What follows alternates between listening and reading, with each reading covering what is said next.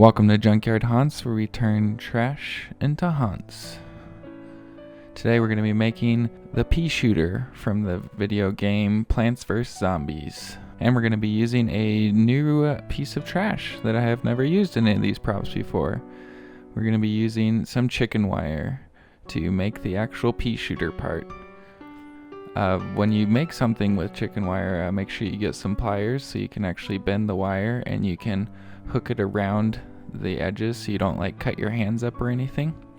And for the base of the pea shooter, we're just going to tape it to an old, I believe this is soy sauce container, but basically any bottle that you have used before.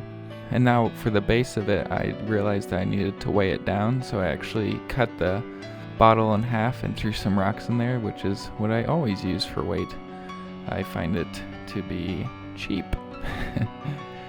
Since I just go out in my yard and pick the rocks that I have there.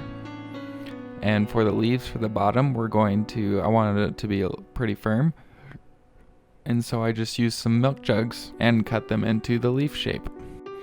And then we're going to do some paper-mache to cover the entire thing. Paper-mache is even more important now because we have lots of holes in our chicken wire. And we need to cover them up. However, paper-mache does not stick to wires very well. So the best thing to do here when you're covering the chicken wire is to do very, very big pieces of paper-mache so that it can completely wrap around the chicken wire and connect back to itself. That's really the best thing because then it has something to stick, since it won't stick to the wire very well. So be sure to keep that in mind when you're ripping the newspaper up into the pieces. Like always though, when you make paper-mache, you just add some flour and water until it's a good, slightly runny texture. For the back fin, just like the leaves on the bottom, we're going to do the exact same thing with some more milk jugs. And then of course we're going to paper-mache it up. A good reason to paper-mache this, since we usually use paper-mache just to add strength and structure. A good reason for this particular time is that milk jugs do not accept paint very well, and paper accepts paint better. So this will actually help it to paint in the long run too. Now for the eyes of our pea shooter, we're actually going to use pill bottles. Just grab them that are basically the same size. It doesn't have to be the exact same pill bottle, and we just glue them straight on. Now I actually saw someone do this, so we're just doing a different technique here where we're actually using cloth to add a different type of texture to our new prop we're making here. We're actually taking some old material that I had laying around. I believe this is a pillowcase. But basically any material, any color would work just fine as long as it's somewhat thin. And then we're actually just covering the whole thing in any white glue that you have. And then wrapping it around our new pea shooter. I wanted to experiment to try this new technique to see how it turned out. And it does look pretty good, so I'll probably do stuff like this in the future. It also adds some more strength to it, but the most important thing is things around the eyes. It adds some wrinkles that you couldn't normally do with paper-mache. So I thought that was really cool. But to make this look more like a plant, I figured the actual pea shooter part would need to look a little different, so adding all those wrinkles, while the rest of it I was just going to leave as the paper-mache. So I figured this would help add variety into our prop. Don't forget to hit subscribe and share with all your friends. Also, I thought I'd play some music. We're working with another YouTube channel.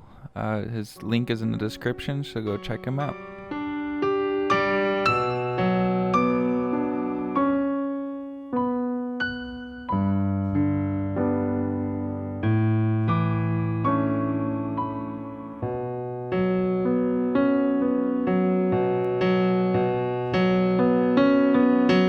And then we're just doing a base coat everywhere where we just spray paint the whole thing black, like normal. Black's always a good base coat because you can always build it up from there. Now to make these leaves look more like actual leaves, I'm just taking some hot glue and just gluing those lines on that leaves have, a line down the middle and some lines branching off. And I'm not doing anything after that. The hot glue gun will actually give it the depth that it's needed. And then now we just finally go in and paint it our green. But after the paint is green, we're going to do our normal dry brushing, where we take that same green paint and add a little bit of white in there so it's a bit lighter color. And then just like all dry brushing, you put a little bit of the paint on your brush and then wipe a whole bunch of it off onto something else like newspaper, your hand, whatever you want to use to get some of the paint off the brush. And then you just cover the whole prop again with this dry brushing. Because there's so little paint on the brush, it actually just only gets the high rises of our prop. And then lastly, this is what I think tied this prop in. I wasn't actually liking how it was turning out, but once I painted the eyes in, then I thought it looked really good. So sometimes the props don't look good until the last second. For the eyes though, we're actually just painting in the negative space.